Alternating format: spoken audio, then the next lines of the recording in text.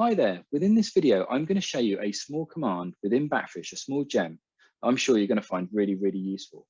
Now, for those of you that are new to Batfish, Batfish is a network analysis tool that allows you to model your network and to query your network in ways that you've never been able to do before. Now, if you want to learn more about Batfish and what it can do for you, then head over to packetcoders.io and check out our Batfish deep dive course that will take you from zero to hero. So I've already got Batfish running and I've already done a snapshot import for my network topology, which I can then just quickly validate by looking at my Batfish session and the snapshot that's associated to it, like so. So that's all good. So I'll do a quick import for rich print. And now this is the hidden command. So the hidden command is extract facts, which we actually use off of BF session. And this is going to take and return all of the configuration that's parsed by Batfish and return that back to us as a dictionary.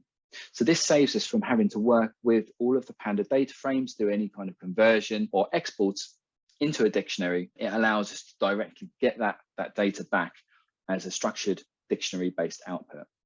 So if we run that like so, now if we look at our output, we can see that we've got all of the data returned. There's quite a lot of it.